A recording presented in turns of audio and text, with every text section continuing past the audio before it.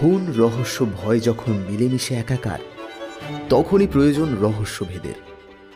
এমনই এক দুরভেদ্য ঘটনার সুরাহা করতে আসছে আমাদের ক্লাব। ইতিপূর্বে বিভূতিভূষণ বন্দ্যোপাধ্যায়ের নানান গল্পের স্বাদ পরখ করাতে পেরেছি, কিন্তু আজ একটু অন্যরকম গল্প মিশমিদের কবজ নিয়ে তদন্ত করবো আমরা। আর এই গল্পটি শোনার পর আপনারাও আপনাদের মন্তব্য জানাতে পারেন কমেন্ট করে। সাথে গল্পের ছন্দে মোহিত হতে এবং সৌন্দর্য উল্লাপন্যে স্পর্শকাতর হতে subscribe to story mania club and do not forget to press the bell icon for all notifications. তবে চলুন বেশি দেরি না করে তাড়াতাড়ি শুনে ফেলি আজকের গল্প, মিশমিদের কবজ।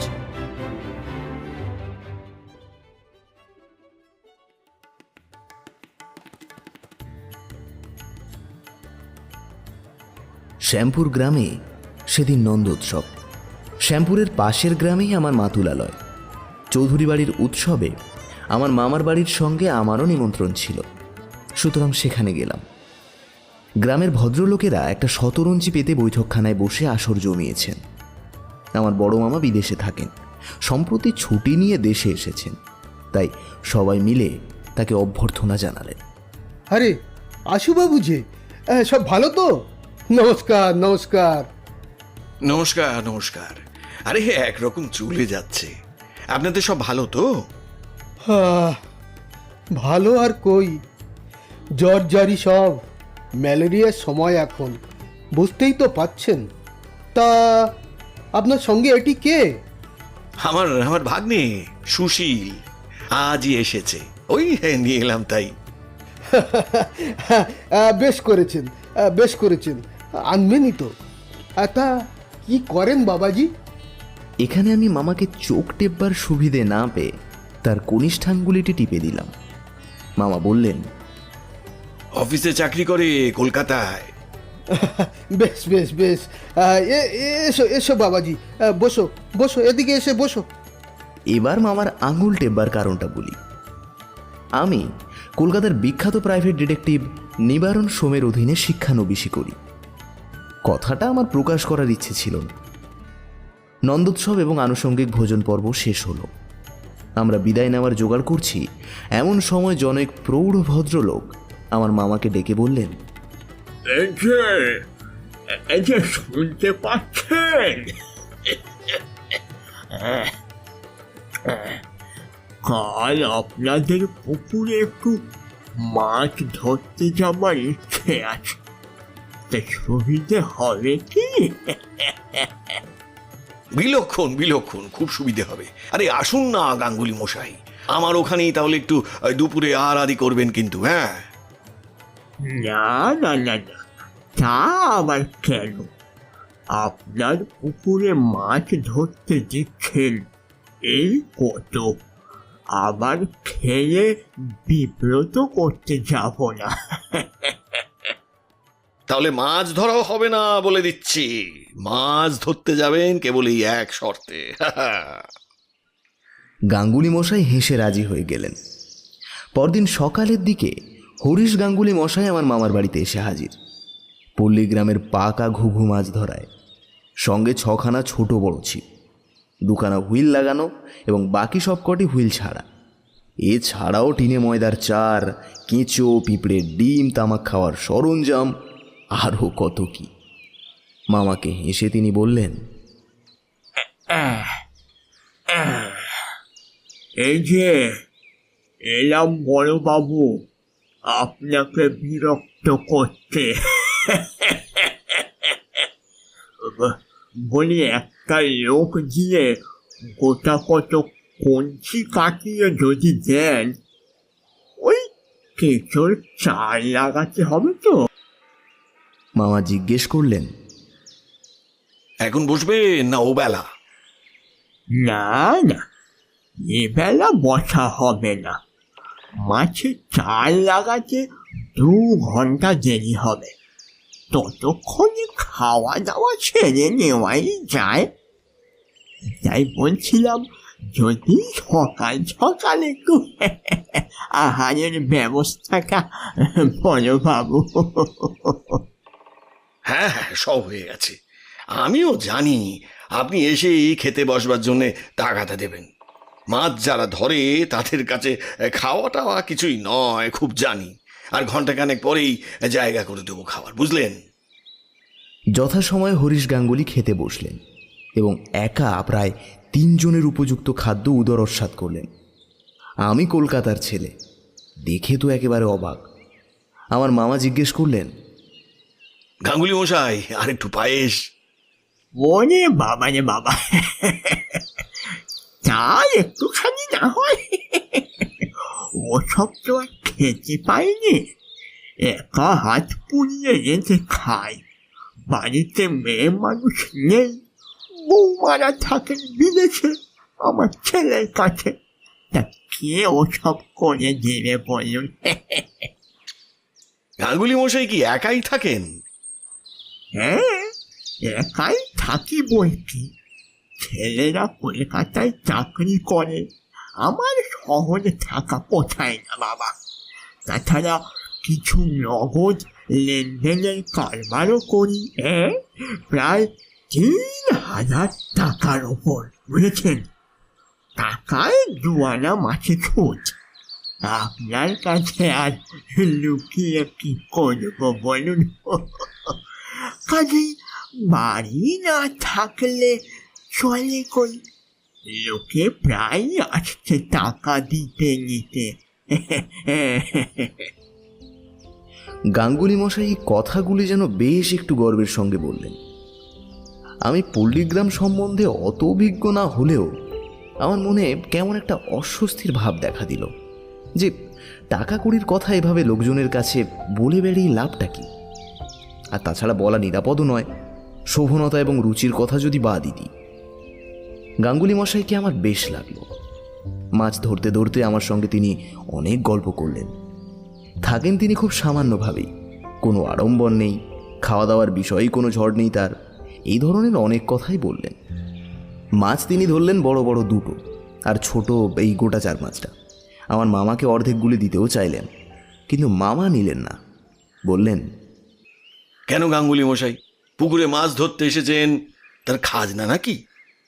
গাঙ্গুলি মশাই জিভ কেটে বললেন, আরে রাম রাম, না না না না, তাই বলে কি বলছি, রাখুন অন্তত গোটা 2। না না গাঙ্গুলি মশাই, মাফ করবেন, তা নিতে পারবো না, ও নেওয়ার নিয়ম নেই আমাদের। অগত্যা গাঙ্গুলি মশাই চলে গেলেন এবং আমায় বলে গেলেন, তুমি বাবাজি একদিন আমার ওখানে যেও একটা ছুটিতে, তোমার সঙ্গে আলাপ করে বড় আনন্দ হলো আজ। আচ্ছা, আজকে তবে আসি, নমস্কার। কিন্তু কে জানতো তার বাড়িতে আমায় অল্প কিছুদিনের মধ্যেই যেতে হবে, তবে সম্পূর্ণ অন্য কারণে, অন্য উদ্দেশ্যে। গাঙ্গুলি মশাইয়ের সঙ্গে খোশ গল্প করার জন্য নয়। গাঙ্গুলি মশাই চলে গেলে আমি মামাকে বললাম, মামা আপনি মাছ নিলেন না কেন? উনি দুঃখিত হলেন নিশ্চয়ই। মামা হেসে বললেন, তুমি জানো না? হ্যাঁ, নিলেই দুঃখিত হতেন, উনি বড় কৃপণ। হ্যাঁ, তা যদিও কথার ভাবে বুঝেছি। কি করে বুঝলে? কি করে আর বুঝবো, তেমন কিছু নয়। ওই বউ ছেলেরা কলকাতায় থাকে আর উনি থাকেন দেশের বাড়িতে। উনি চাইলে একটা চাকর বা রাঁধুনি রাখতে পারেন না? এই বয়সে হাত পুড়িয়ে তিনি খেতে রাজি আছেন, অথচ হাতে অনেক পয়সা। আর কিছু লক্ষ্য করলে? বড় গল্প বলার স্বভাব। আমার ধারণা একটু বাড়িয়েও বলেন তিনি। ঠিক ধরেছ, মাছ নিইনি তার আরেকটি কারণ, উনি মাছ দিয়ে গেলে সব জায়গায় সে গল্প করে বেড়াবেন, আর লোকে ভাববে আমরা কি চামার, পুকুরে মাছ ধরেছে বলে ওর কাছ থেকে মাছ নিয়েছি। না মামা, এটা কিন্তু আপনারই ভুল। এ কথাটা ভাববার কারণই বা কি লোকেদের? আর তাছাড়া কখনো কি এইসব কেউ ভাবে? তা যাই হোক, মোটের ওপর আমি ওটা পছন্দ করি নে। তবে উনি কিন্তু একটা বড় ভুল করেন মামাবাবু। টাকার কথা অমন বলে বেড়ান কেন? ওটা ওর স্বভাব, সর্বত্র ওই করবেন, যেখানে বসবেন সেখানেই টাকার গল্প করেও আজ আসছেন বহুদিন। হ্যাঁ, দেখাতে চান হাতে 2 পয়সা আছে। ও, তবে আমার মনে হয় যে স্বভাবটা ভালো নয়, বিশেষ করে এইসব পাড়া গায়ে। আপনি ওকে একদিন একটু সাবধান করে দিতে পারেন না? সে হবে না, তুমি ওকে জানো না, বড্ড একগুঁয়ে। কথা তো শুনবেনই না, আরও ভাববে নিশ্চয়ই আমার কোনো মতলব আছে। আমি সেদিন কলকাতায় চলে এলাম বিকেলের ট্রেনে। আমার ওপরওয়ালা নিবারণবাবু লিখেছেন খুব শিগগিরই আমায় একবার এলাহাবাদ যেতে হবে একটা বিশেষ জরুরি কাজে। অফিসে যেতেই খবর পেলাম তিনি আরেকটা কাজে দুদিনের জন্য পাটনা গিয়েছেন। তবে এলাহাবাদ যাওয়ার খরচের টাকাও একখানা চিঠি তিনি রেখে গিয়েছেন তার টেবিলের ড্রয়ারে। আমার কাছে তার ড্রয়ারের চাবি থাকে। ড্রয়ার খুলে চিঠিখানা পড়ে বুঝলাম বিশেষ কোনো গুরুতর কাজ নয়। এলাহাবাদ গভর্নমেন্ট থাম ইমপ্রেশন ব্যুরোতে একবার যেতে হবে, কয়েকটা দাগি বদমাইশের বুড়ো আঙ্গুলের ছাপের একটা ফটো নিতে। মিস্টার সোম বুড়ো আঙ্গুলের ছাপ সম্বন্ধে একজন অভিজ্ঞ ব্যক্তি। এলাহাবাদের কাজ শেষ করতে আমার লাগলো মাত্র একটি দিন। 8-10 দিন আমি রয়ে গেলাম তবুও। সেদিন সকালবেলায় হঠাৎ মিস্টার সোমের একটা টেলিগ্রাম পেলাম। একটা জরুরি কাজের জন্য আমায় সেদিনই তিনি কলকাতায় ফিরতে লিখেছেন। আমি যেন এলাহাবাদে এক মুহূর্ত দেরি না করি।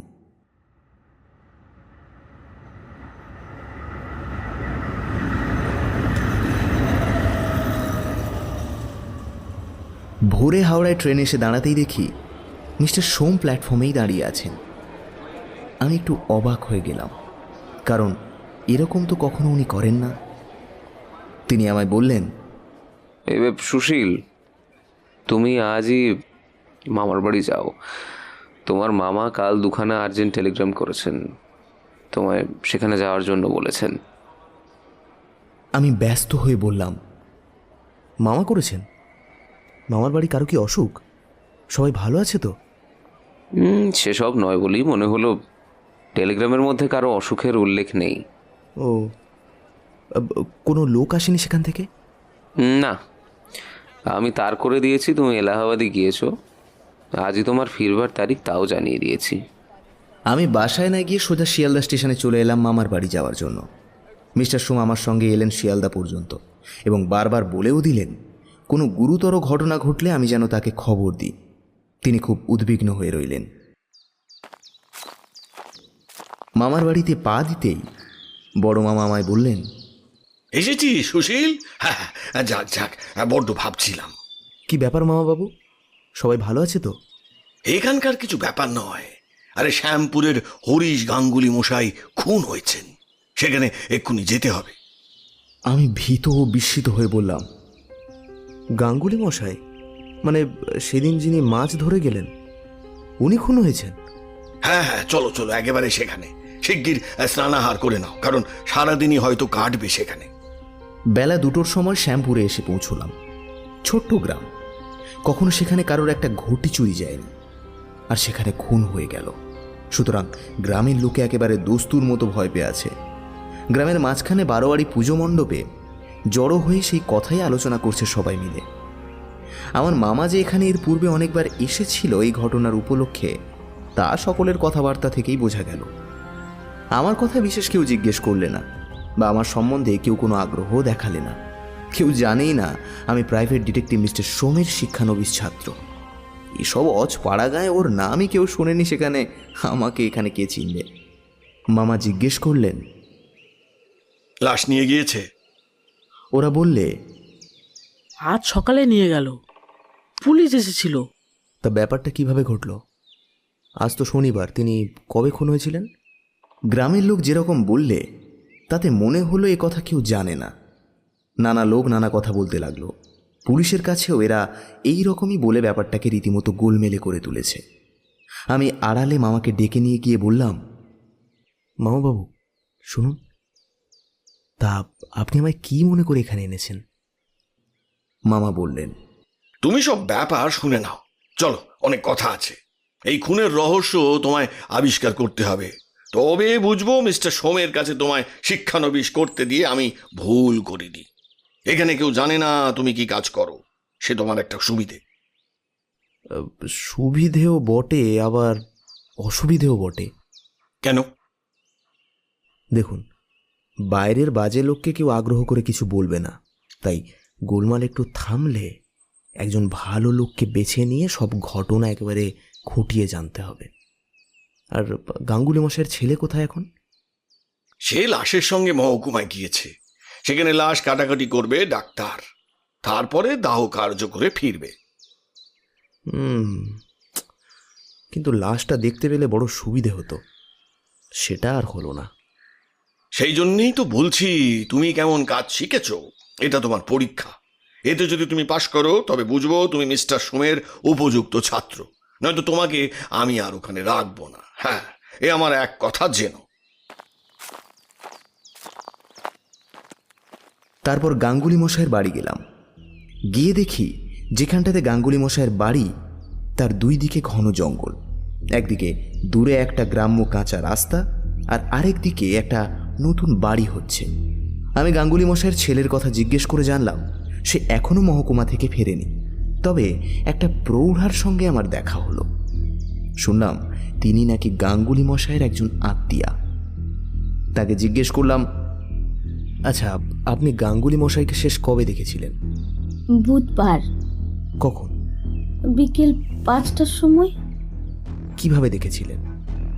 সেদিন হাটবার ছিল, উনি হাটে যাবার আগে আমার কাছে পয়সা চেয়েছিলেন। কিসের পয়সা? সুদের পয়সা। আমি ওর কাছে 200 টাকা ধার নিয়েছিলাম ও মাসে। তা আপনার পর আর কেউ দেখেছিল? গাঙ্গুলি মশাইয়ের বাড়ির ঠিক পশ্চিম গায়ে যে বাড়ি, সেদিকেই আঙ্গুল দেখিয়ে তিনি বললেন, ওই বাড়ির রায় পিসি আমার পরও তাকে দেখেছিলেন।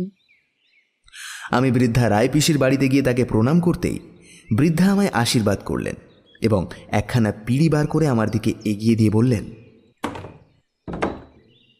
বসো বাবা, বসো। আমি সংক্ষেপে আমার পরিচয় দিলাম। নমস্কার পিসিমা, আমি সুশীল। বলছিলাম আমি আপনাকে কিছু প্রশ্ন করতে চাই। আপনি একা থাকেন এ বাড়িতে? হ্যাঁ বাবা, আমার তো কেউ নেই, মেয়ে জামাই আছে, ওরাই দেখাশোনা করে আর কি। মেয়ে জামাই এখানে থাকেন? এখানেও থাকে, আবার তাদের দেশে এখান থেকে 4 ক্রোশ দূরে সাধুমাটি গাঁ, সেখানটাতেও থাকে।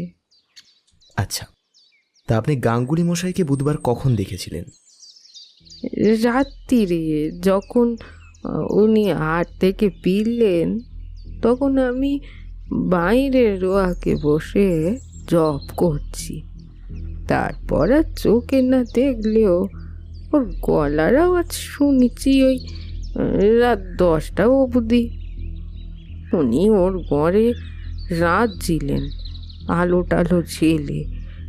আমি যখন শুতে যাই তখনও পর্যন্ত মনে হয় আলো তো জ্বলতে দেখেছিল। তখন রাত কত হতে পারে? তা কি আর জানি বাবা, আমরা পাড়া গায়ের লোক, গড়ি টড়ি তো বাড়িতে থাকে না। তবে তখন ফরিদপুরের গাড়ি চলে গিয়েছে, আমরা শব্দ শুনে বুঝতে পারি কখন কোন গাড়ি এলো গেল, এসব আর কি। একা থাকতেন আর রাত পর্যন্ত রান্নাও করছিলেন। এত কিসের রান্না? সেদিন তো রাতে মাংস এনেছিলেন হাট থেকে, মাংস সেদ্ধ হতে দেরি হচ্ছিল। আপনি কি করে জানলেন? পরে জেনেছি, হাটে যারা ওর সঙ্গে একসঙ্গে মাংস কিনেছিল তারা বলেছিল। তাছাড়া যখন রান্নাঘর খোলা হলো, বাবা গো। বলে বৃদ্ধা যেন সেই দৃশ্যের বিভৎসতা মনির পটে আবার দেখতে পেলেন এবং শিউরে উঠে কথা বলা বন্ধ করে দিলেন। সঙ্গে যে গাঙ্গুলি মশাইয়ের প্রৌঢ় আত্মীয়টি ছিলেন, তিনিও বললেন, বাবা, সে রান্নাঘরের কথা মনে হলে এখনো গা ডোল দেয়। আমি আগ্রহের সঙ্গে বলে উঠলাম, কেন কেন কেন কি ছিল রান্নাঘরে?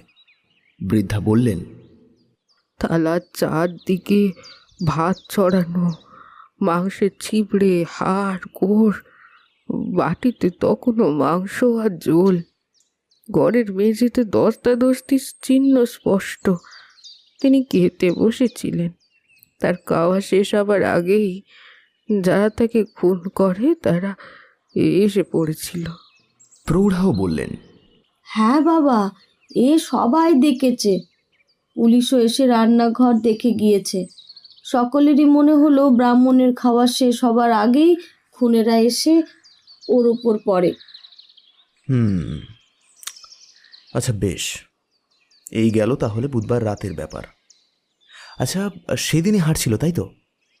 হ্যাঁ বাবা, তার পরদিন সকালে উঠে আমরা দেখলাম ওর ঘরের দরজা বাইরের দিকে তালা চাবি দেওয়া। প্রথমে সকলেই ভাবলাম উনি কোথাও কাজে গিয়েছেন, ফিরে এসে রান্নাবান্না করবেন, কিন্তু যখন বিকেল হয়ে গেল ফিরলেন না, তখন আমরা ভাবলাম উনি ওর ছেলের কাছে কলকাতায় গেছেন। তারপর? বৃহস্পতিবার গেল, শুক্রবার গেল। শুক্রবার বিকেলের দিকে বন্ধ ঘরের মধ্যে থেকে কিসের দুর্গন্ধ বেরোতে লাগলো। তাও সবাই ভাবলে ভাদ্র মাস, গাঙ্গুলি মশাই হয়তো তাল কুড়িয়ে ঘরের মধ্যে রেখে গিয়েছিলেন, তাই পচে অমন গন্ধ বেরোচ্ছে। শনিবার আপনারা কোন সময় টের পেলেন যে তিনি খুন হয়েছেন? শনিবার আমি গিয়ে গ্রামের ভদ্রলোকেদের কাছে সব বললাম। অনেকেই জানতো না যে গাঙ্গুলি মশাইকে এতদিন গায়ে দেখা যায়নি। তখন সকলেই এলো। গন্ধ তখন খুব বেড়েছে, পচা তালের গন্ধ বলে মনে হচ্ছে না। তা আপনারা কি করলেন তখন? তখন সকলে জানলা খুলবার চেষ্টা করলো, কিন্তু সব জানালা ভেতর থেকে বন্ধ। দোর ভাঙায় সাব্যস্ত হলো পরের ঘরে দোর ভেঙে ঢোকা ঠিক নয়। এরপর যদি তা নিয়ে কোনো কথা ওঠে, তখন চৌকিদার আর দফাদারকে ডেকে আনা হলো, তাদের সামনেই দোর ভাঙা হলো। কি দেখা গেল? দেখা গেল তিনি ঘরের মধ্যে মরে পড়ে মাথায় ভারী জিনিস দিয়ে মারার দাগ, মেজে খুঁড়ে রাশিকৃত মাটি বার করা, ঘরে বাক্স প্যাটরা সব ভাঙা, ডালা খোলা, সব তছনছ করেছে জিনিসপত্র। তারপর ওর ছেলেদের টেলিগ্রাম করা হলো। আচ্ছা, এছাড়া তাহলে আপনারা আর কিছু জানেন না? না বাবা, আর আমি কিছু জানি না। গাঙ্গুলি মশাইয়ের প্রতিবেশিনী সেই বৃদ্ধাকে জিজ্ঞেস করলাম, আচ্ছা পিসিমা, রাত্রে কি কোনো রকমের শব্দ শুনেছিলেন আপনি গাঙ্গুলি মশাইয়ের বাড়ি থেকে? কিচ্ছুটু না, অনেক রাত্রিরে আমি যখন শুতে গেলুম তখন রান্নাঘরে আলো জ্বলতে দেখেছি। আমি ভাবলুম গাঙ্গুলি মশাই কখনো অবধি মনে হয় রান্নাই করছেন। কেন আপনি হঠাৎ এমন ভাবলেন কেন? এত রাত পর্যন্ত তো উনি রান্নাঘরে থাকেন না, না সকাল সকালই খেয়ে দিয়ে শুয়ে পড়েন। বিশেষ করে সেদিন গিয়েছে ঘোর অন্ধকার, অমাবস্যা, তার উপর টিপ টিপ বৃষ্টিও পড়ছিল। তখন তো আপনি জানতেন না যে উনি হাট থেকে মাংস কিনে এনেছেন? না না, এমন কিছুই তো জানি না বাবা। হ্যাঁ বাবা, যখন এত করে জিজ্ঞেস করছো তখন একটা কথা আমার এখন মনে হচ্ছে। কি কি মনে হচ্ছে আপনার, বলুন। উনি ভাত খাওয়ার পর রোজ রাত্রিরে কুকুর ডেকে এঁটো পাতা কি পাতের ভাত তাদের দিতেন। রোজ রোজ ওর গলার ডাক শোনা যেত। সেদিন আমি তো হাতটা শুনিনি। এমনও তো হতে পারে যে আপনি হয়তো ঘুমিয়ে পড়েছিলেন। না বাবা, বুড়ো মানুষ, সহজে ঘুম আসে না, চুপ করে বিছানায় পড়ে থাকতে হয়। সেদিন আর ওর কুকুরকে ডাক দেওয়ার আওয়াজ আমার কানেই আসেনি। ভালো করে জেরা করার ফল অনেক সময় বড় চমৎকার হয়। মিস্টার সোম প্রায় বলতেন, লোককে বারবার প্রশ্ন জিজ্ঞেস করবে যা হয়তো তার মনে নেই বা খুঁটিনাটির ওপর সে তত জোর দেয়নি, তোমার জেরায় তার তাও মনে পড়বে। সত্য অনেক সময় বার হয়ে আসে ভালো জেরার গুণে। সেদিনই আমার সঙ্গে গাঙ্গুলি মশাইয়ের ছেলে শ্রীগোপালের দেখা হলো। সে তার পিতার দাহ কার্য শেষ করে ফিরে আসছে কাছা গলায়। আমি তাকে আড়ালে ডেকে নিজের প্রকৃত পরিচয় দিলাম। শ্রীগোপালের চোখ দিয়ে দর দর করে জল পড়তে লাগলো। সে আমাকে সব রকমের সাহায্য করবে এই প্রতিশ্রুতিও দিল। আমি বললাম, আচ্ছা শ্রীগোপাল, আপনার কি কারোর ওপর কোনো সন্দেহ হয়? কার কথা বলি বলুন তো? বাবার একটা দোষ ছিল, টাকার কথা জাহির করে বেড়াতেন সবার কাছে। কত জায়গায় এসব কথা বলেছেন, তাদের মধ্যে কে এ কাজ করলো কি করে বলি? আচ্ছা, একটা কথা জিজ্ঞেস করব, কিছু মনে করবেন না তো? আপনার বাবার কত টাকা ছিল জানেন? বাবা কখনো আমাদের বলতেন না, তবে আন্দাজ 2000-এর বেশি নগদ টাকা ছিল না। তা সে টাকা কোথায় থাকতো? হ্যাঁ, সেটা জানতাম। এই ঘরের মেঝেতে বাবা পুঁতে রাখতেন। কতবার বলেছি টাকা ব্যাংকে রাখুন, সেকালের লোক ব্যাংক বুঝতেন না। গাঙ্গুলি মশাইয়ের মৃত্যুর পর আপনি বাড়ি এসে মেঝে খুঁড়ে কিছু পেয়েছিলেন? মেঝে তো খুঁড়েছিল যারা খুন করেছিল তারাই, আমি 1 পয়সাও পাইনি। হ্যাঁ, তবে একটা কথা বলি, 2000 টাকার সব টাকায় তো মেঝেতে পোঁতা ছিল না। বাবা টাকা ধার দিতেন কি না? হ্যাঁ, টাকাটা লোকজনকে ধার দেওয়া হয়েছিল। কত টাকা আন্দাজ? সেদিক থেকেও মজা শুনুন। বাবার খাতাপত্র সব ওই সঙ্গে চুরি হয়ে গিয়েছে, আর খাতা না দেখলে বলাও যাবে না যে কত টাকা ধার দিয়েছিলেন। খাতাপত্র নিজেই লিখতেন? তার মধ্যেও গোলমাল আছে। আগে নিজেই লিখতেন, ইদানিং চোখে দেখতে পেতেন না বলে একে ওকে ধরে লিখিয়ে নিতেন। ও, তা কাকে কাকে দিয়ে লেখাতেন আপনি কি জানেন? বেশিরভাগ লেখাতেন সদগোপ বাড়ির ননী ঘোষকে দিয়ে। সে জমিদার রেস্তোরাঁয় কাজ করে, তার হাতে লেখাও ভালো, আর বাবার কথা সে খুব শুনতো। ননী ঘোষ? তাই ননী ঘোষের বয়স কত হবে? 30-32 হবে। ননী ঘোষ লোকটা কেমন ছিলেন, তার ওপর আপনাদের সন্দেহ হয়? এ মুশকিল হলো, বাবা তো একজনকে দিয়ে লেখাতেন না, যখন যাকে পেতেন তাকেই ধরে লিখিয়ে নিতেন। হ্যাঁ, স্কুলের ছেলে গণেশ বলে আছে, ওই মুখুজ্জে বাড়ি থেকে পড়ে, তাকেও দেখি এক একদিন ডেকে এনেছেন। শুধু ননী ঘোষের উপর সন্দেহ করে কি করব? আর কাকে দেখেছেন? না, আর তো মনে হচ্ছে না। আপনি হিসেবের খাতা দেখে বলে দিতে পারেন যে কার হাতের লেখা কোনটা? হ্যাঁ, ননির হাতে লেখা আমি চিনি, আর তার হাতে লেখা হ্যাঁ আমি বলতে পারি, কিন্তু সে খাতাই বা কোথায়? খুনিরা তো সে খাতা নিয়েই গিয়েছে। ও,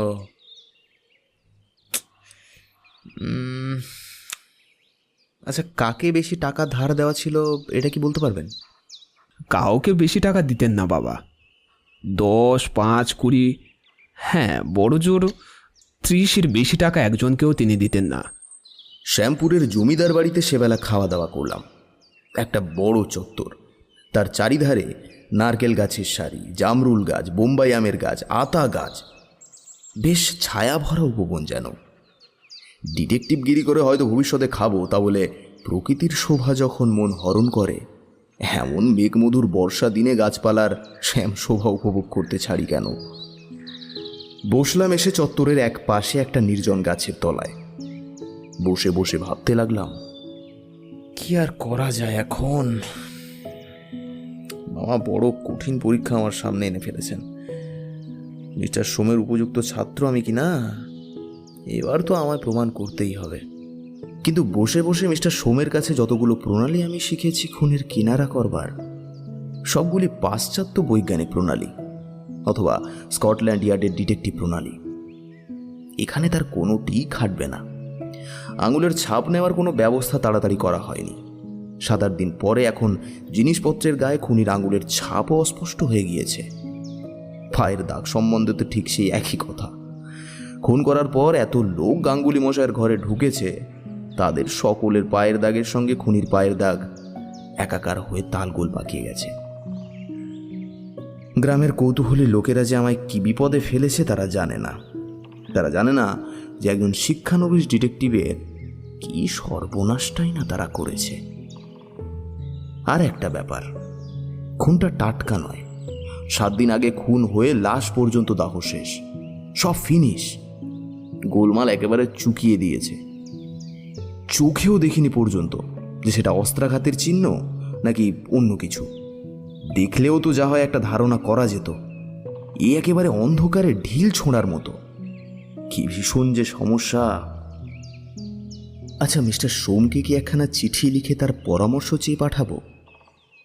এমন অবস্থায় পড়লে তিনি নিজে কি করতেন বড্ড জানতে ইচ্ছে করছে। না না না না না, তাও করা উচিত নয়। মামা যখন বলেইছেন যে এটা আমার পরীক্ষা, তবে পরীক্ষা হলে যেমন ছেলেরা কাউকে কিছু জিজ্ঞেস করে না, আমায়ও তাই করতে হবে। যদি এর কিনারা করতে পারি তবে মামা বলেছেন আমাকে এই লাইনে রাখবেন, নয়তো মিস্টার সোমের কাছ থেকে ছাড়িয়ে কোনো আর্টিস্টের কাছে রেখে আমায় ছবি আঁকানো শেখাবেন, বা কোনো দর্জির কাছে রেখে আমায় শার্ট বা পাঞ্জাবি তৈরি। তবে শিক্ষানবিশের প্রথম পরীক্ষা হিসাবে পরীক্ষাটা যে বেশ কঠিন, এতে কোনো ভুল নেই। বসে বসে আরও অনেক কথা ভাবলাম। হিসেবের খাতা যে লিখত সে নিশ্চয়ই জানতো যে কত টাকা ঘরে মজুদ আছে আর কত টাকা বাইরে ছাড়ানো। তার পক্ষে জিনিসটা জানা যত সহজ, অপরের পক্ষে ততটা সহজ নয়। এ বিষয়েও একটা গোলমাল আছে যে গাঙ্গুলি মশাই টাকার গর্ব মুখে করে বেড়াতেন, তাই কত লোক শুনেছে, কত লোক জানেও হয়তো।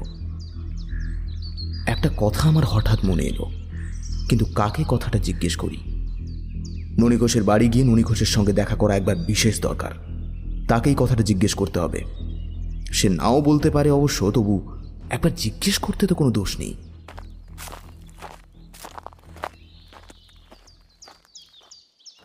ননী ঘোষ বাড়িতেই ছিল। আমায় সে চেনে না, তাই একটু তাচ্ছিল্য ও ব্যস্ততার সঙ্গে সে বলল, কি দরকার বাবু? বাড়ি কোথায় আপনার? তোমার সঙ্গে একটু দরকারি কথা আছে।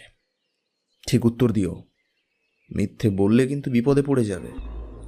ননী ঘোষ একটু শুকিয়ে গেল। দেখলাম সে ভয় পেয়েছে। সে বুঝেছে যে আমি গাঙ্গুলি মশাইয়ের খুন সম্পর্কে তদন্ত করতেই এসেছি। নিশ্চয়ই পুলিশের সাদা পোশাক পরা কোনো ডিটেকটিভ। সে এবার বিনয় কাচুমাচু হয়ে বললে, বাবু যা জিজ্ঞেস করবেন করুন। গাঙ্গুলি মশাইয়ের খাতা তুমি লিখতে? ননী ইতস্তত করে বললে, তা মানে আমি ও লিখেছি দু একদিন। আর ওই গণেশ বলে স্কুলে একটা ছেলে আছে, তাকে দিয়ে ও। আমি ধমক দিয়ে বললাম, স্কুলের ছেলের কথা এখানে হচ্ছে না, তুমি লিখতে কিনা সেটা বলো। ননী ভয়ে ভয়ে বললে, আগে বাবু তা লিখতাম। কতদিন লিখেছ? মিথ্যে কথা বললে কিন্তু তুমি ধরা পড়ে যাবে, তাই ঠিকঠাক উত্তর দাও। আগে বাবু প্রায়ই লিখতাম, প্রায় ধরুন 2 বছর ধরে লিখছি। আর কে লিখত? এই যে স্কুলের ছেলে গণেশ। তার কথা ছেড়ে দাও, তার বয়সী বা কত? তা প্রায় 15-16 হবে। বললাম আর কে কে লিখত? আর সরফরাজ তরফদার লিখত। সে এখন। এই সরফরাজ তরফদারের বয়স কত? কি করতো সে? সে এখন মারা গিয়েছে বাবু। ও, তাহলে বাদ দাও সে কথা। কতদিন হলো সে মারা গিয়েছে? এই 2 বছর হবে। একটা বার একটা কথা জিজ্ঞেস করব, গাঙ্গুলি মশাইয়ের কত টাকা বাইরে ছিল জানো? প্রায় 2000 টাকার মতো বাবু। একদম মিথ্যে বলবে না, খাতা কিন্তু পুলিশের হাতে পড়েছে। মিথ্যে বললে কিন্তু মারা পড়ে যাবে। না বাবু, মিথ্যে বলছি না বাবু, প্রায় 2000 টাকার মতোই হবে। ঘরে কত মজুদ থাকতো জানো? আগে তা জানি না বাবু। আবার বাজে কথা, ঠিক করে বলো। বাবু বাবু আমার মেরে ফেলো না, যাই করুন, মজুদ টাকা কত তা আমি কি করে বলবো? গাঙ্গুলি মশাই সে টাকা আমায় দেখায়নি তো। আর তাছাড়া খাতায় মজুদ তো আমি লেখা থাকতো না। আর একটা আন্দাজ তো আছে, তোমার আন্দাজ কত বলে মনে হয়? কত ছিল? আগে বাবু আন্দাজ আর 700-800 টাকা। আচ্ছা, কি করে আন্দাজ করলে? ওর মুখের কথা থেকে তো তাই আন্দাজ হতো। 2 মাসের মধ্যে আমি খাতা লিখিনি বাবু, আপনার পায়ে হাত দিয়ে বলছি বাবু। তাছাড়া খাতা বেরোলে তো হাতের লেখা থেকে আপনি বুঝেই যাবেন। কোনো মোটা টাকা কি তার মরণের আগে কোনো খাতকে শোধ করেছিল বলে তোমার মনে হয়? আগে না বাবু, ঊর্ধ্ব সংখ্যা 30 টাকার বেশি তিনি কাউকে ধারই দিতেন না, সেটা খুব ভালো করেই জানি আমি। মোটা টাকা মানে ধরুন 200-100 টাকা তিনি কখনো কাউকে ধার দেন। কিন্তু এমনও তো হতে পারে 5 জন খাতকে 30 টাকা করে শোধ দিয়ে গেল একদিনে, 150 টাকা হলো। তা হতে পারে বাবু, কিন্তু তা সম্ভব নয়। একদিনে 5 জন খাতকে টাকা শোধ দেবে না। আর একটা কথা বাবু, চাষি খাতক সব, ভাদ্র মাসে ধান হওয়ার সময়ই নয়। এখন যে চাষি প্রজারা টাকা শোধ দিয়ে যাবে তা মনে হয় না। ওরা শোধ দেয় পৌষ মাসে, আবার ধান নেয় ধান পাট বুনবার সময় চৈত্র বৈশাখ মাসে। এই সময়টা লেনদেন বন্ধ থাকে। কোনো কিছু সন্ধান পাওয়া গেল না নুনির কাছে, কিন্তু তবুও আমার সন্দেহ সম্পূর্ণরূপে গেল না। নুনি হয় সম্পূর্ণ নির্দোষ, নয়তো সে অত্যন্ত ধূর্ত। মিস্টার সোম একটা কথা সবসময় বলে, বাইরের চেহারা বা কথাবার্তার দ্বারা কখনো মানুষের আসল রূপ জানবার চেষ্টা করো না, করলেই ঠকতে হবে। ভীষণ চেহারার মানুষের মধ্যে অনেক সময় সাধু পুরুষ বাস করে, আবার অত্যন্ত সুশ্রী ভদ্রবেশী লোকের মধ্যে সমাজের কণ্টক স্বরূপ দানব প্রকৃতির বদমাইশ বাস করে। যে আমি কতবার দেখেছি। ননির বাড়ি থেকে ফিরে এসে গাঙ্গুলি মশাইয়ের বাড়ির পেছনটায় একবার ভালো করে দেখবার জন্য গেলাম। গাঙ্গুলি মশাইয়ের বাড়িতে একখানা মাত্র খড়ের ঘর, তার সঙ্গে লাগানো ছোট্ট রান্নাঘর। সেই রান্নাঘরের দরজা দিয়েই ঘরের মধ্যে যাওয়া যায়। এসব আমি গাঙ্গুলি মশাইয়ের ছেলের সঙ্গে ঘুরে ঘুরে দেখলাম। তাকে বললাম, গোপালবাবু, আপনার পিতার হত্যাকারীকে যদি খুঁজে বার করতে পারি আপনি কি খুশি হবেন? সে প্রায় কেঁদে ফেলে আমায় বললে, খুশি? খুশি কি? আপনাকে 500 টাকা দেব, আপনি শুধু আমার বাবার খুনিকে ধরে দিন।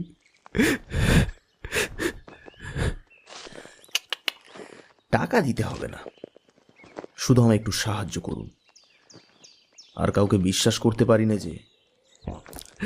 নিশ্চয়ই করব, বলুন কি করতে হবে? আমার সঙ্গে সঙ্গে আপাতত আসুন, তারপর বলবো যখন যা করতে হবে। আচ্ছা চলুন তো বাড়ির পেছনটা একবার দেখি। বড় জঙ্গল, যাবেন ওদিকে? জঙ্গল দেখলে যে আমাদের চলবে না, চলুন দেখি ওদিকে। সত্যিই ঘন আগাছার জঙ্গল, আর বড় বড় বন্য গাছের ভিড় বাড়ির পেছনেই। পাড়াগায়ে যেমন হয়ে থাকে, বিশেষ করে এই শ্যামপুর জঙ্গল তার থেকে একটু বেশি। বড় বড় ভিটে লোকশূন্য, জঙ্গলাবৃত হয়ে পড়ে আছে বহুকাল থেকে। আসলে ম্যালেরিয়ার উৎপাতে দেশ উৎসন্ন হয়েছিল 20-30 বছর আগে। এখন পাড়ায় পাড়ায় নলকূপ হয়েছে, জলবোর্ডের অনুগ্রহে ম্যালেরিয়াও অনেক কমেছে, কিন্তু লোক আর ফিরে আসেনি। জঙ্গলের মধ্যে বর্ষার দিনে মশার কামড় খেয়ে হাত পা ফুলে উঠল। আমি প্রত্যেক স্থান একেবারে তন্ন তন্ন করে দেখলাম। 7-8 দিনের পূর্বের ঘটনা। পায়ের চিহ্ন যদি কোথাও থাকতে পারে তবে এখানেই তা থাকা সম্ভব, কিন্তু জায়গাটা দেখে বেশ হতাশ হতে হলো। জমিটা মুথে ঘাসে ঢাকা। বর্ষায় সে ঘাস বেড়ে আবার 1 হাতের থেকেও লম্বা হয়েছে। তার উপর পায়ের দাগ থাকা সম্ভবপর কিন্তু নয়। আমার মনে হলো খুনি রাত্রে এসেছিল এই পথ দিয়েই। সামনের পথ লোকালয়ের মধ্যে দিয়ে, তাই কখনোই সে সেই পথে আসার সাহস করবে না। অনেকক্ষণ তন্ন তন্ন করে খুঁজে দেখেও সন্দেহজনক কোনো জিনিস চোখে পড়ল না। কেবল এক জায়গায় একটা শেওড়া গাছের ডাল ভাঙা অবস্থায় দেখে আমি গাঙ্গুলি মশাইয়ের ছেলেকে বললাম, গোপালবাবু একটু শুনুন এদিকে। এই ডালটা ভেঙে কে দাতন করেছিল আপনি? গাঙ্গুলি মশাইয়ের ছেলে আশ্চর্য হয়ে বলল, না, আমি এই জঙ্গলে দাঁতনের কাঠি ভাঙতে আসবো কেন? ও না, তাই জিজ্ঞেস করছি আর কি। আপনি কি করে জানলেন ডাল ভেঙে কেউ দাঁতন করেছে? ভালো করে একবার চেয়ে দেখুন। একরকম ঘুরিয়ে ঘুরিয়ে মুচড়ে ডালটাকে ভাঙা হয়েছে। আর তাছাড়া এতগুলো শেওড়া ডালের মধ্যে একটি মাত্র ডাল ভাঙা। এটা যে মানুষের হাতে ভাঙা সেটা বেশ বোঝা যাচ্ছে। দাঁতন কাঠি সংগ্রহ ছাড়া অন্য কি উদ্দেশ্যে এভাবে একটা ডাল কেউ ভাঙতে পারে? হ্যাঁ, আপনার তো দেখছি দেখবার চোখ তো অদ্ভুত মশাই। আমার তো মশাই চোখেই পড়তো না। আচ্ছা গোপালবাবু, দেখে বলুন তো কতদিন আগেই ডালটা ভাঙা হয়েছে? অনেক দিন আগে। খুব বেশি দিন আগে না। মোচড়ানো অংশের গোড়াটা দেখে মনে হয় এই 6-7 দিন আগে হতে পারে। এর চেয়েও নিখুঁতভাবে বলা যায়, বুঝলেন। ওই অংশের সেলুলোজ অনুবীক্ষণ যন্ত্র দিয়ে পরীক্ষা করলে ঠিক ধরা পড়বে। আচ্ছা গোপালবাবু, আমি গাছের ডালটা কেটে নিয়ে যাবো, বুঝলেন। আপনি একটা দায়ের ব্যবস্থা করুন তো দয়া করে। গাঙ্গুলি মশাইয়ের ছেলের মুখ দেখে বুঝলাম যে সে বেশ একটু অবাকই হয়েছে। ভাঙা দাঁতন কাঠি নিয়ে আমার এত মাথা ব্যথার কারণ কি সে বুঝতে পারছে না। সে পেছন ফিরে দা আনতে যেতে উদ্যত হলো, কিন্তু 2-4 পা গিয়ে সে থমকে দাঁড়ালো এবং ঘাসের মধ্যে থেকে একটা জিনিস তুলে হাতে নিয়ে সে আমায় বলল, এটা কি? আমি তার হাত থেকে জিনিসটা নিয়ে দেখলাম। সেটা একটা কাঠির ছোট্ট গোলাকৃত পাতের মতো। ভালো করে আলোয় নিয়ে এসে পরীক্ষা করে দেখলাম পাতের গায়ে একটা খোদাই কাজ, একটা ফুলটার নিচে একটা শেয়ালের মতো জানোয়ার। শ্রীগোপাল বললে, এটা কি বলুন তো? আমি বুঝতে পারলাম না কি জিনিস এটা হতে পারে, তাও আন্দাজ করতে পারলাম না। জিনিসটা হাতে নিয়ে সেখান থেকে চলে এলাম, আর যাওয়ার আগে শেওড়া গাছের ভাঙা ডালের গোড়াটা কেটে নিয়ে এলাম। পরদিন থানায় গিয়ে দারোগাবাবুর সঙ্গে দেখা করে আমার পরিচয় দিলাম। তিনি আমায় সমাদর করে বসালেন এবং আমায় বললেন যে তার দ্বারা যতদূর সাহায্য হওয়া সম্ভব তিনি তা করবেন। আমি বললাম, আপনি এ সম্বন্ধে কিছু তদন্ত করেছেন? হ্যাঁ, কালকে তদন্ত করা শেষ করেছি। তবে আসামিটা ডিটেকটিভ ভিন্ন বের করা এক্ষেত্রে ঠিক সম্ভব নয়। ননী ঘোষকে আমার একটু সন্দেহ হয়। আমারও হয়, কিন্তু ওর বিরুদ্ধে প্রমাণ সংগ্রহ করাটা খুব একটা সহজ হবে না। ওকে একবার চালান দিন না, ভয় খেয়ে যাক। খুনের রাত্রেও কিন্তু অনুপস্থিত ছিল, কোথায় ছিল তা সন্তোষজনক প্রমাণ দিতেও পারছে না। তা আপনি কি ওকে চালান দিতে পরামর্শ দেন? দিলে ভালো হয়। এর মধ্যে তার একটা উদ্দেশ্য যে আছে সেটা আশা করি বুঝতে পেরেছেন। দারোগাবাবু হেসে বললেন, এতদিন পুলিশের চাকরি করে এইটুকু আর বুঝিনি মশাই। ওকে চালান দিলে সত্যিকারের হত্যাকারীরা অসতর্ক হয়ে পড়বে, আর যারা গা ঢাকা দিয়ে আছে তারা বেরিয়ে আসবে, তাই তো? ঠিক তাই। যদিও ননী ঘোষকে আমি বেশ সন্দেহ করি। লোকটা বেশ ধূর্ত প্রকৃতির, বুঝলেন। ভাবছি কালই আমি গ্রামে গিয়ে লোকজনকে ডেকে নিয়ে বলবো ননীকে কালই চালান দিয়ে দেবো। চালান দিন। আর হ্যাঁ, চালান দেওয়ার সময় গ্রামের সব লোকেরা যেন সেখানে উপস্থিত থাকে, এটা একটু দেখবেন। দারোগাবাবু বললেন, এই দাঁড়ান, একটা কথা আছে আপনার সাথে। সেদিন গাঙ্গুলি মশাইয়ের ঘরে একখানা হিসেবের খাতার আমি পাতা পেয়েছিলাম। এ নিন, এটা একবার দেখুন তো আপনি। একখানা হাতচিটে কাগজের পাতা নিয়ে এসে দারোগাবাবু আমার হাতে দিলেন। আমি হাতে নিয়ে বললাম, এ তো ননীর হাতে লেখা নয়। না, এটা গণেশের হাতের লেখাও নয়, সরফরাজ তরফদারও নয়, কারণ সে মারা যাওয়ার পর এটা লেখা। এই দেখুন, তারিখটা দেখুন একবার। তবে খুনের অনেক দিন আগে এটা লেখা হয়েছে, এই ধরুন 4-5 মাসেরও বেশি। ব্যাপারটা ক্রমশ জটিল হয়ে পড়ছে মশাই। আচ্ছা, আমি একটা জিনিস আপনাকে তবে দেখাই। দারোগাবাবুর হাতে কাঠের পাতটা দিয়ে বললাম, এই দেখুন, এই জিনিসটা দেখুন তো, বুঝতে পারছেন এটা কি? দারোগাবাবু সেটা হাতে নিয়ে বললেন, কি এটা? জিনিসটা যে কি সেটা আমিও ঠিক বলতে পারবো না, তবে গাঙ্গুলি মশাইয়ের বাড়ির পেছনের যে জঙ্গলটা আছে না, সেখান থেকে এটা কুড়িয়ে পেয়েছি। আর হ্যাঁ, আরেকটা জিনিস, এই দেখুন। বলেই শেওড়া গাছের ডালটা তার হাতে দিতেই তিনি অবাক হয়ে আমার মুখের দিকে চেয়ে বললেন, আরে এ তো একটা শুকনো গাছের ডাল, এতে কি হবে? ওটাতেই তো একটা মস্ত সন্ধান দিয়েছে মশাই। জানেন, যে খুন করেছে সে ভোর রাত পর্যন্ত গাঙ্গুলি মশাইয়ের বাড়ি কিন্তু ছাড়েনি। ভোরের দিকে ঠিক রাত পোহাতে দেরি নেই দেখে সে সরে পড়েছে, আর যাওয়ার সময় অভ্যাসের বসে শ্যাওড়া ডালের দাঁতন করেছে। দারোগা মশাই হো হো করে হেসে উঠে বললেন, আপনারা তো দেখছি মশাই স্বপ্নের রাজ্যে বাস করেন। এত কল্পনা করে পুলিশের কাজ চলে না মশাই, বুঝলেন? কোথায় কি একটা দাঁত কাঠির ভাঙা গোড়া নিয়ে আপনারা পড়েছেন, কি আর বলবো। আপনি জানেন, আমার গুরু মিস্টার সোম একবার একটা ভাঙা দেশলাইয়ের কাঠিকে সূত্র ধরে আসামি পাকড়েছিলেন। দারোগা বাবু হাসতে হাসতে বললেন, বেশ বেশ, ঠিক আছে ঠিক আছে, আপনিও ধরুন না দাঁত কাঠি থেকে, আমার তাতে কি আর আপত্তি থাকতে পারে। যদি আমি এটাকে এত প্রয়োজন মনে না করতাম, তবে এটা এতদিন সঙ্গে নিয়ে বেড়াই। যে দুটো জিনিস আমি পেয়েছি তার মধ্যে পরস্পর সম্পর্ক যে আছে, এটা আমার বিশ্বাস। তা কি রকম? যে দাঁতন কাঠিটি ভেঙেছে তার বা তাদের দলের লোকের এই পাতখানাটা। পাতখানাটা কি? সে কথা না হয় পরে বলবো। আর হ্যাঁ, আরেকটা সন্ধান দিয়েছে এই দাঁতন কাঠিটা। কি? সেটা হলো এই যে দোষীর বা দোষীর দলের কারোর দাঁতন করার অভ্যেস আছে, আর দাঁতন করবার যার প্রতিদিনের অভ্যেস নেই, সে এই রকম দাঁতন নিপুণভাবে মোচড় দিয়ে ভাঙতে পারে না, এবং সম্ভবত সে বাঙালি এবং পল্লীগ্রামবাসী। হিন্দুস্তানিরা দাঁতন করে, কিন্তু দেখবেন তারা শ্যাওড়া ডালের দাঁতন করতে কিন্তু জানে না। তারা নিম বা বাবলা গাছের দাঁতন কাঠি সচরাচর ব্যবহার করে থাকে।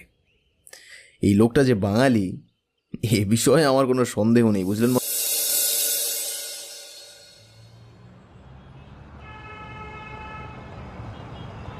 সেদিনই আমি কলকাতায় মিস্টার সোমের সঙ্গে দেখা করলাম। শ্যাওড়া গাছের গোড়াটা আমি তাকে দেখাইনি, কেবল কাঠের পাতটা তার হাতে দিয়ে বললাম, স্যার, এই জিনিসটা একবার দেখুন তো, এটা কি বলে আপনার মনে হয়? তিনি জিনিসটা দেখে বললেন, এ তুমি কোথায় পেলে?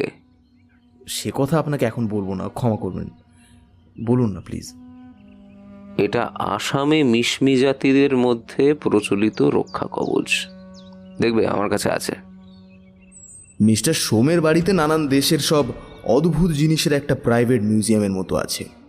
তিনি তার সংগৃহীত দ্রব্যগুলির মধ্যে থেকে সেই রকমই একটা কাঠের পাত এনে আমার হাতে দিলেন। আমি বললাম, আপনারটা একটু বড় মতো, কিন্তু স্যার চিহ্ন একই, ফুল আর শেয়ালের। এটা ফুল নয়, নক্ষত্র, দেবতার প্রতীক, আর নিচে উপাসনাকারী মানুষের প্রতীক পশু। কোন দেশের জিনিস বললেন? নাগা পর্বতের নানা স্থানে এই কবচ প্রচলিত, বিশেষ করে ডিব্রুসদি অঞ্চলে। আমি তার হাত থেকে আমার পাতটা নিয়ে তারপর বললাম, এই শ্যাওড়া ডালটা কদিন ধরে ভাঙা হয়েছে বলে মনে হয় স্যার আপনার? তিনি বললেন, ভালো করে দেখে দেবো। আচ্ছা বসো। সেটা নিয়ে ঘরের মধ্যে ঢুকে একটু পরেই তিনি ফিরে এলেন। এসে বললেন, 8-9 দিন আগে ভাঙা। আমি তার কাছ থেকে বিদায় নিয়ে চলে এলাম সোজা নিজের বাসায়। আমার মনে একটা বিশ্বাস ক্রমশ দৃঢ়তর হয়ে উঠছে। গাঙ্গুলি মশাইকে খুন করতে এবং খুনের পরে তার ঘরের মধ্যে খুঁড়ে দেখতে খুনির লেগেছিল সারা রাত। এবার যুক্তির দিক থেকে দেখলে হয়তো এর অনেক দোষ বার করা যাবে, কিন্তু অনেক সময় অনুমানের উপর নির্ভর করে অগ্রসর হয়ে সত্যের সন্ধান আমি পেয়েছি। কিন্তু ননী ঘোষকে আমি এখনো রেহাই দিইনি। শ্যামপুরে ফিরেই আমি আবার তার সঙ্গে দেখা করলাম। আমায় দেখে ননির মুখ একেবারে শুকিয়ে গেল, তাও আমার চোখ এড়ালো না সেটা। শোনো ননি, আবার এলাম তোমায় একটু জ্বালাতে, কতগুলো কথা তোমায় জিজ্ঞেস করবো। আগে বলুন। আচ্ছা, গাঙ্গুলি মশাই যেদিন খুন হন সেই রাত্রে তুমি কোথায় ছিলে? আগে বলো, কোথায় ছিলে? বাড়ি তো ছিলে না। আগে না বাবু, সামটায় শ্বশুর বাড়ি যেতে যেতে সেদিন দেবনাথপুরের হাটতলায় রাত কাটাই। কেউ দেখেছে তোমায়? ননি বললে। আগে তা যদিও কেউ দেখেনি। কেন দেখেনি? রাত হয়ে গেল দেখে ওখানে আশ্রয় নিয়েছিলাম বাবু। তখন কেউ সেখানে ছিল না। খেয়াঘাট পার হওনি দেবনাথপুরে? হ্যাঁ বাবু, অনেক লোক একসঙ্গে পার হয়েছিল। আমায় তো পাটনি চিনে রাখেনি। তা বাড়ি এসেছিলে কবে? শনিবার দুপুরবেলা। আচ্ছা, গাঙ্গুলি মশাই যে খুন হয়েছেন কার মুখে শুনলে? আগে গাঁয়ে ঢুকেই মাঠে কাপালিদের মুখে শুনলাম। কার মুখে শুনলে? তার নামটা কি? আগে ঠিক মনে পড়ছে না, বোধহয় হিরু কাপালি। তার কাছে গিয়ে প্রমাণ করে দিতে পারবে? ননি ইতস্তত করে বললে। আগে ঠিক মনে তো নেই, যদি হিরু না হয়।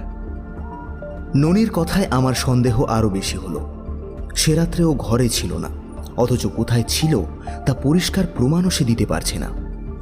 গোপনে সন্ধান নিয়ে আরও জানলাম ননি সম্প্রতি কলকাতায় গিয়েছিল। আজ 2 দিন হলো সে ফিরেছে।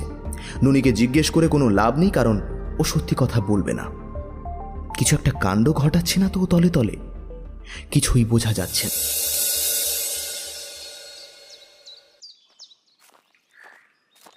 দুদিন পরে শ্রীগোপাল এসে আমায় খবর দিলে গ্রামের মহিন স্যাঁকড়াকে সে ডেকে এনেছে।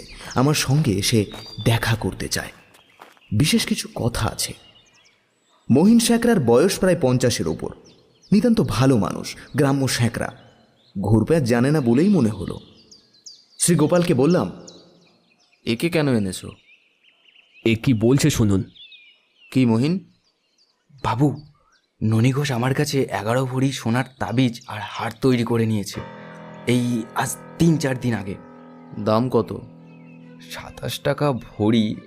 এবারে আপনি হিসাব করে দেখুন। টাকা নগদ দিয়েছিল? হ্যাঁ বাবু। সে টাকা তোমার কাছে আছে? নোট না নগদ? নগদ, কিন্তু বাবু সে টাকা তো আমার কাছে নেই। তাই নিয়েই তো মহাজনের ঘর থেকে সোনা কিনে গহনা করি। 2-1 টাকাও নেই? না বাবু। তোমার মহাজনের কাছে আছে তো? বাবু, রানাঘাটে শীতল পোদ্দারের দোকানে কত সোনা কেনা বেচা হচ্ছে দিনে, আমার সে টাকা কি তারা বসিয়ে রেখেছে? শীতল পোদ্দার নাম, তাই তো? আচ্ছা, তুমি আমার সাথে আজই রানাঘাটে চলো। বলেই 3টে ট্রেনে মহিন স্যাঁকড়াকে নিয়ে রানাঘাটের শীতল পোদ্দারের দোকানে হাজির হলাম। সঙ্গে মহিনকে দেখে বুড়ো পোদ্দার মশাই ভাবলে বড় খরিদ্দার একজন এনেছে মহিন। তাদের আদর অভ্যর্থনাকে উপেক্ষা করে আমি আসল কাজের কথা পারলাম, একটু কড়া এবং রুক্ষ স্বরে বললাম, সেদিন এই মহিন আপনাদের ঘর থেকে সোনা কিনেছিল 11 ভরি। পোদ্দারের মুখ বিবর্ণ হয়ে উঠল ভয়। সে ভাবলে এ নিশ্চয়ই পুলিশের হাঙ্গামা। সে ভয়ে ভয়ে বললে, আরে হ্যাঁ সাব, ও তো খারিদ কানিয়েছিল। টাকা নগদ দেয়? তা তো দিয়েছিল। সে টাকা আছে? না বাবু, ও টাকা কখনো থাকে? আমাদের বড়া কারোবার কোথাকার টাকা কোথায় গিয়েছে তা কি আমি? ঠিক কথা বলো। টাকা যদি থাকে এনে দাও, তোমাদের কোনো ভয় নেই। চুরির ব্যাপার নয়, মহিনের কোনো দোষ নেই। আর তোমাদের কোনো পুলিশের হাঙ্গামাতেও পড়তে হবে না। হ্যাঁ, কেবল এই কোর্টে গিয়ে একটু সাক্ষী দিতে হতে পারে। পোদ্দার মশাই, আমাদের কোনো ভয় নেই, বাবু বলেছেন। টাকা যদি থাকে দেখান বাবুকে। কিন্তু বাবু একটা কথা, টাকা তো সব সমান, তো টাকার গায়ে কি নাম লেখা আছে? সে কথা তোমার জানার দরকার নেই। নাম লেখা থাক আর না থাক, তুমি টাকা বের করো। শীতল পোদ্দার টাকা বের করে নিয়ে এলো একটা থলির মধ্যে থেকে। বললে সেদিনকার তহবিল নাকি তাদের আলাদা করা ছিল। সোনা বিক্রির তহবিল তাদের আলাদাই থাকে, কারণ এই নিয়ে মহাজনদের কাছে সোনা কিনতে যেতে হয়। টাকা হাতে নিয়ে দেখবার আগেই শীতল আমায় একটা কথা বললে, যা আমার কাছে আশ্চর্য বলে মনে হলো।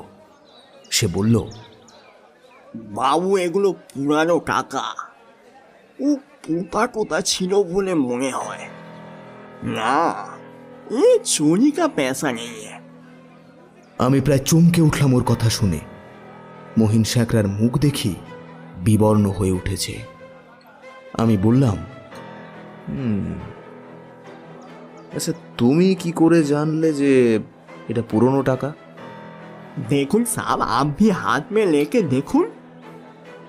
पुरानो कलम को धरा उनको देखले আমাদের চোখে কি আর চিনতে বাকি থাকে বাবু? আরে এই নিয়ে তো আমাদের কারবার। কতদিনের পুরনো টাকা এটা? হ্যাঁ, তা 20-25 সাল। টাকাগুলো হাতে নিয়ে পরীক্ষা করে দেখলাম 20 বছরের পরের কোনো সালের অঙ্ক টাকার গায়ে লেখা নেই। বললাম, মাটিতে পোঁতা টাকা বলে ঠিক মনে হচ্ছে। হ্যাঁ বাবু, নিশ্চয়। ও পিতলের হাঁড়িতে পোতা ছিল। পিতলের কলঙ্ক লেগে আছে টাকার গায়ে। আচ্ছা, তুমি এই টাকাটা আলাদা করে রেখে দাও। আমি পুলিশ নই, কিন্তু পুলিশ শিগগিরই আসবে আর এই টাকাটা চাইবে, মনে থাকে যেন। শীতল পোদ্দার আমার সামনে হাত জড়ো করে দাঁড়িয়ে অনুনয়ের সুরে বললে, বাবু, প্লিজ হেল্প মি, প্লিজ। আমি যেন এইসবের মধ্যে জড়িয়ে না পড়ি। কোনো দোষী নই বাবু আমি। ও মহিন আমার পুরানো ঘাতক আর ও খদ্দের আছে। ও কোথা থেকে টাকা এনেছে তা আমি কেমন করে জানবো বলেন বাবু, প্লিজ। মহিনকে নিয়ে দোকানের বাইরে চলে এলাম। দেখি ও ভয়ে কেমন বিবর্ণ হয়ে উঠেছে। বললাম, কি মহিন, তোমার ভয় কি?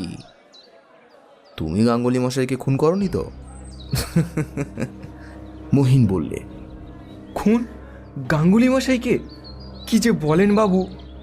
দেখলাম ওর সর্বশরীর যেন থরথর করে কাঁপছে। কেন? ওর এত ভয় কিসের জন্য?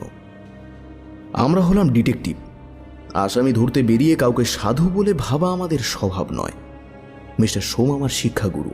তার একটি মূল্যবান উপদেশ হচ্ছে, যে বাড়িতে খুন বা চুরি হয়েছে সে বাড়ির প্রত্যেককেই ভাববে খুনি ও চোর। প্রত্যেককে সন্দেহের চোখে দেখবে, তবেই খুনের কিনারা করতে পারবে, নতুবা পদে পদে ঠকতে হবে। ননী ঘোষ যে আছে এর মধ্যে, এই সন্দেহ আমার এখন বদ্ধমূল হলো। বিশেষ করে টাকা দেখবার পরে আদৌ সে সন্দেহ থাকার কথা নয়, কিন্তু এখন আবার নতুন একটা সন্দেহ এসে উপস্থিত হয়েছে। এই মহিন স্যাঁকড়ার সঙ্গে খুনের কোনো সম্পর্ক আছে কি? কথাটা ট্রেনে বসেই ভাবলাম। মহিনও কামরার এক পাশে বসে আছে। সে আমার সঙ্গে একটা কথাও বলেনি। জানালা দিয়ে পাণ্ডুর বিবর্ণ মুখে ভীত চোখে সে বাইরের দিকে শূন্য দৃষ্টে চেয়ে আছে। মোহিনীর যোগাযোগে ননী ঘোষ খুন করেনি তো? দুজনে মিলে হয়তো এ কাজ করেছে, কিংবা এমনও কি হতে পারে না যে মোহিনী খুন করেছে, ননী ঘোষ নির্দোষ? তবে একটা কথা, ননী ঘোষের হাতেই কিন্তু খাতাপত্র। কত টাকা আসছে, কত টাকা যাচ্ছে ননী তো জানতো। মহিন শেখরা সে খবর কি করে রাখবে? তক্ষুনি একটা কথা আমার মনে পড়ল। গাঙ্গুলি মশাই ছিলেন সরল প্রাণ লোক। যেখানে সেখানে নিজের টাকা কড়ির গল্প করে বেড়াতেন তিনি, সবাই জানে। মহিনকে বললাম, মহিন, তোমার দোকানে অনেকে বেড়াতে যায় না? মহিন যেন চমকে উঠে বলল, হ্যাঁ বাবু। গাঙ্গুলি মশাই যেতেন? তা যেতেন বই কি বাবু। তা গিয়ে গল্প টল্পও করতেন বুঝি? তা করতেন বই কি। টাকা কড়ির কথা কখনো বলতেন তোমার দোকানে বসে? সেটা তো তার স্বভাব ছিল, সে কথাও বলতেন মাঝে মাঝে। তা ননী ঘোষের সঙ্গে তোমার খুব মাখামাখি ভাব ছিল না? দেখুন বাবু, আমার দোকানে আসতো গহনা করতে আমার খদ্দের। এর থেকে যা আলাপ, তাছাড়া সে আমার গায়ের লোক। খুব মাখামাখি ভাব আর এমন কি থাকবে, যেমন থাকে। তুমি আর ননী দুজনে মিলে গাঙ্গুলি মশাইকে খুন করে টাকা ভাগাভাগি করে নিয়েছ কি, তাই তো? এই প্রশ্ন করেই আমি ওর মুখের দিকে তীক্ষ্ণ দৃষ্টিতে চেয়ে দেখলাম। ভয়ের রেখা ফুটে উঠল ওর মুখে। ও আমার মুখের দিকে বড় বড় চোখ করে বললে, কি যে বলেন বাবু, আমি বেমুয়াত্তার পাতক হব এই কটা টাকার জন্য? দোহাই ধর্মের, আমি আপনাকে সত্যি কথা বলছি বাবু, আমি খুন করিনি। কিছু বুঝতে পারা গেল না। কেউ কেউ থাকে নিপুণ ধরনের স্বাভাবিক অভিনেতা, তাদের কথাবার্তা হাবভাবে বিশ্বাস করলেই ঠকতে হয়। এ আমি কতবারই দেখেছি। শ্যামপুরে ফিরে আমি গাঙ্গুলি মশাইয়ের ছেলে শ্রীগোপালের সঙ্গে দেখা করলাম। শ্রীগোপাল বললে, থানা থেকে দ্বারকাবাবু আর ইন্সপেক্টর বাবু এসেছিলেন, আপনাকে খুঁজছিলেন। তুমি গয়নার কথা কিছু বললে নাকি তাদের? না, আমি কেন সে কথা বলতে যাব? আমাকে তো কোনো কথাই বলতে দেননি।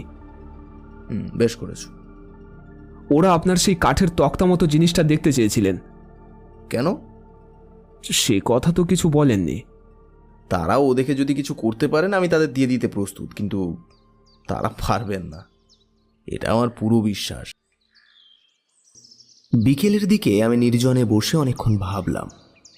আমার দৃঢ় বিশ্বাস মিশমি জাতির কাষ্ঠ নির্মিত রক্ষা কবচের সঙ্গে এই খুনের যোগ আছে। সেই রক্ষা কবচ প্রাপ্তি এমন একটা অপ্রত্যাশিত ঘটনা যে আমার কাছে সেটা রীতিমতো সমস্যা হয়ে উঠেছে ক্রমশ। ননী ঘোষের সঙ্গে এর সম্পর্ক এমন নিবিড় হয়ে উঠেছে যেটা আর কিছুতেই উপেক্ষা করা চলে না। শীতল পোদ্দারের দোকানের টাকার কথা যদি পুলিশকে বলি তবে তারা এক্ষুনি ননীকে গ্রেপ্তার করবে, কিন্তু সেদিক থেকে মস্ত বাধা হচ্ছে সে টাকা যে ননী ঘোষ দিয়েছিল মহিনকে, তার প্রমাণ কি? মহিনের কথার ওপর নির্ভর করা ছাড়া এক্ষেত্রে অন্য কোনো প্রমাণ নেই। শীতল পোদ্দারও তো ভুল করতে পারে। হয়তো এমনও হতে পারে যে মহিন শেখরাই আসল খুনি। তার দোকানে বসে গাঙ্গুলি মশাই কখনো টাকার গল্প করে থাকবেন, আর তারপর সুবিধে পেয়ে মহিন গাঙ্গুলি মশাইকে খুন করেছে। পোতা টাকা পোদ্দারের দোকানে চালিয়ে এখন ননীর ওপর দোষ চাপাচ্ছে। ননী ঘোষের সঙ্গে সন্ধেবেলা দেখা করলাম। ওকে দেখেই আমার কেমন একটা যেন সন্দেহ হলো। লোকটার মধ্যে কোথায় কি গলদ আছে। ও খুব সাচ্চা লোক নয়। আমাকে দেখেই প্রতিবারই ও কেমন যেন একটা হয়ে যায়। লোকটা ধূর্তও বটে, ওর চোখ মুখের ভাবে সেটা বেশ বোঝা যায়। ওকে আমি জিজ্ঞেস করলাম, তুমি মহিনের দোকান থেকে তাবিজ গড়িয়েছ না সম্প্রতি? ননী বিবর্ণ মুখে আমার দিকে চেয়ে বলল, হ্যাঁ, তা মানে হ্যাঁ বাবু। অত টাকা হঠাৎ পেলে কোথায়? হঠাৎ কেন বাবু? আমরা 3 পুরুষে ঘি মাখনের ব্যবসা করি। টাকা হাতে ছিল, তা ভাবলাম নগদ টাকা পাড়াগাঁয়ে রাখা। টাকা নগদ দিয়েছিলে না নোটে? আরে নগদ বাবু। সব টাকা তোমার ঘি মাখন বিক্রির টাকা? হ্যাঁ বাবু। ননীকে ছেড়ে দিয়ে গ্রামের মধ্যে বেড়াতে বেরোলাম। ননী অত্যন্ত ধূর্ত লোক, ওর কাছ থেকে কথা বার করা চলবে না বেশ বোঝা যাচ্ছে। বেড়াতে বেড়াতে গাঙ্গুলি মশাইয়ের বাড়ির কাছে গিয়ে পড়েছি। এমন সময় দেখি কে একজন ভদ্রলোক গাঙ্গুলি মশাইয়ের ছেলে শ্রীগোপালের সঙ্গে দাঁড়িয়ে কথা বলছেন। আমাকে দেখে শ্রীগোপাল বললে, এই যে আসুন, চা খেয়ে যাবেন। না না, এখন খাবো না, এখন একটু ব্যস্ত আছি। আরে আসুন না, আলাপ করিয়ে দিই। ইনি সুশীল রায়, আর ইনি হলেন জানকীনাথ বড়ুয়া, আমাদেরই পাড়ার জামাই। আমার বাড়ির পাশে ওই বুড়ি দিদিমার জামাই। উনিও একটু একটু মানে ওকে সব বলেছিলাম। আমি বুঝলাম জানকী বড়ুয়া আর যাই হোক সে আমার প্রতিদ্বন্দ্বী আর একজন প্রাইভেট ডিটেকটিভ। মনটা যেন হঠাৎ বিরূপ হয়ে উঠল শ্রীগোপালের প্রতি। সে আমার উপর এরই মধ্যে আস্থা হারিয়ে ফেলেছে এবং কোথা থেকে আরও একজন গোয়েন্দাকে আমদানি করে তাকে সব ঘটনা খুলে বলছিল। আমাকে আসতে দেখে তারা থেমে গেল। আমি জানকীবাবুকে বললাম,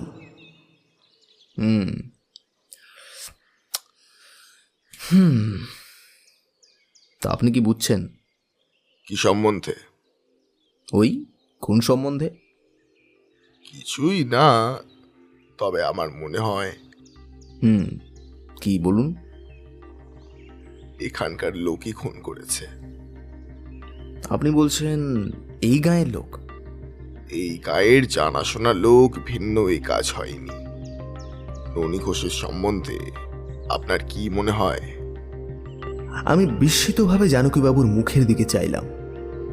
তাহলে শ্রীগোপাল দেখছি ননী ঘোষের কথাও এই ভদ্রলোকের কাছে বলেছে। ভারী রাগ হলো আমার শ্রীগোপালের ব্যবহারে। আমার ওপর তাহলে আদৌ আস্থা নেই ওর। একবার মনে হলো জানকীবাবুর কথার কোনো উত্তর আমি দেব না, কিন্তু অবশেষে ভদ্রতা বোধেরই জয় হলো। বললাম, ননী ঘোষের কথা আপনাকে কে বলল? কেন, শ্রী গোপালের মুখে সব শুনেছি। আপনি তাকে সন্দেহ করেন? খুব করি। তার সঙ্গে এক্ষুনি দেখা করা দরকার।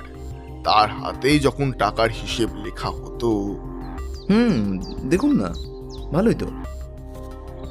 হঠাৎ আমার দিকে তীক্ষ্ণ দৃষ্টিতে চেয়ে দেখি জানকীবাবু বললেন, আচ্ছা, আপনি ঘটনাস্থলে ভালো করে খুঁজেছিলেন? খুঁজেছিলাম বই কি। কিছু পেয়েছিলেন? আমি জানকীবাবুর এই প্রশ্নে দস্তুর মতো বিস্মিত হলাম।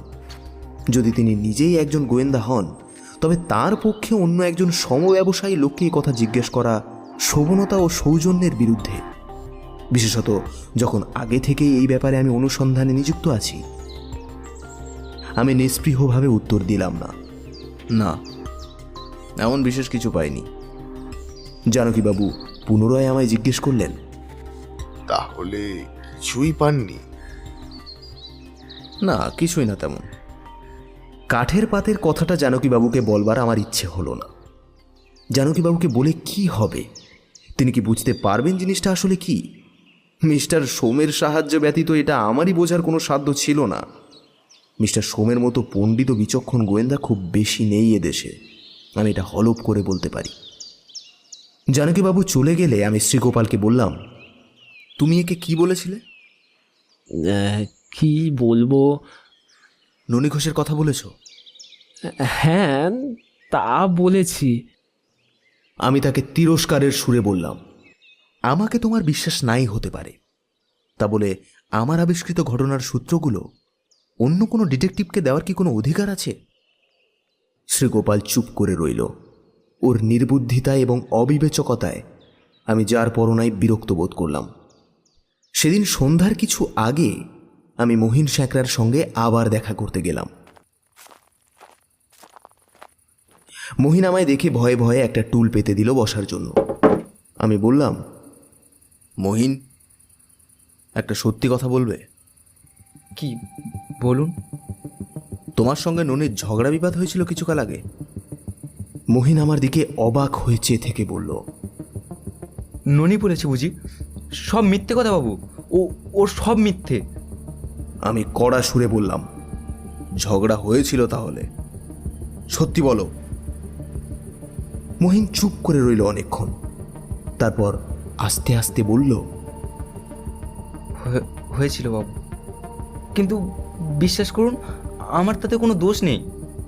আমি সেসব কথা কিছু বলিনি, শুধু জিজ্ঞেস করেছি ঝগড়া হয়েছিল হ্যাঁ কি না। হ্যাঁ বাবু। কি নিয়ে ঝগড়া হয়েছিল এবার বলো। সোনার দর নিয়ে বাবু। আচ্ছা, তুমি শ্রীগোপালের কাছে ননী ঘোষের তাবিজ গড়ানোর কথা এই জন্য বলেছিলে কি, তাই তো? হ্যাঁ বাবু। তুমি তখন ভেবেছিলে যে ননী ঘোষই হয়তো খুন করেছে? তা ঠিক নয়। ঠিক করে বলো।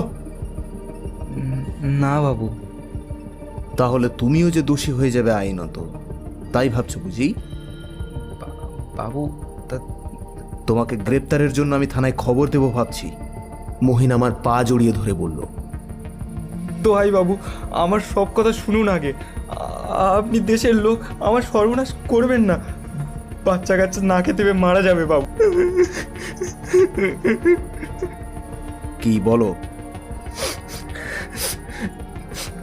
তখন আমিও লুটের টাকা বলে সন্দেহ করিনি। কি করে করব বলুন বাবু, তা কি সম্ভব? তবে কখন তুমি সন্দেহ করলে? বাবু, শ্রীগোপালই আমায় বললে আপনি ননী ঘোষকে সন্দেহ করেন। তখন আমি ভাবলাম গহনার কথাটা প্রমাণ না করলে আমি মারা যাব পরে, তাই বলেছিলাম বাবু। শ্রীগোপালের নির্বুদ্ধিতা দেখছি নানা দিক থেকেই প্রকাশ পাচ্ছে। যদি ওর বাবার খুনের আসামি ধরা না পড়ে, তবে সেটা ওর নির্বুদ্ধিতার জন্যই ঘটবে। কথাটা শ্রীগোপালকে বলবার জন্য তার বাড়ির উদ্দেশ্যে রওনা হলাম। রাস্তাটা বাড়ির পেছনের দিকে শিগগির হবে ভেবে শর্টকাট করে গেলাম বনের মধ্যে দিয়ে, সেই বন যেখানে আমি সেদিন মিজমি জাতির কবজ এবং দাঁতন কাঠের গোড়া সংগ্রহ করেছিলাম। অন্ধকারেই যাচ্ছিলাম, হঠাৎ একটা সাদা মতো কি যেন দূর থেকে দেখে আমি থমকে দাঁড়িয়ে গেলাম। জিনিসটা আবার নড়ছে চড়ছে, অন্ধকারের জন্য ভয় যেন বুকের রক্ত হিম করে দিল। এই বনের পরে গাঙ্গুলি মশাইয়ের বাড়ি। গাঙ্গুলি মশাইয়ের ভূত নাকি?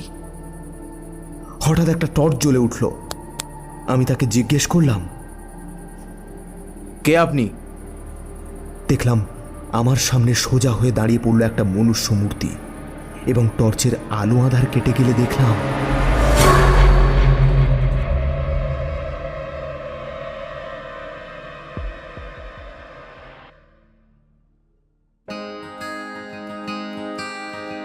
এতক্ষণ শুনছিলেন বিভূতিভূষণ বন্দ্যোপাধ্যায়ের মিশমিদের কবজের প্রথম পর্ব। গল্পের সাউন্ড ডিজাইনে অভিজিৎ এবং পোস্টার ডিজাইনে শুভজিৎ। এছাড়াও বিভিন্ন চরিত্রে অভিজিৎ, দিব্যেন্দু, রাজ, পথিক, ঋষভ, রকি, রূপা, খুশি, তুহিন, ঋত্বিক, রিভু, সৌভিক এবং অর্চিত। এখন এই পর্যন্তই। পরবর্তী পর্ব নিয়ে ফিরছি খুব শীঘ্রই।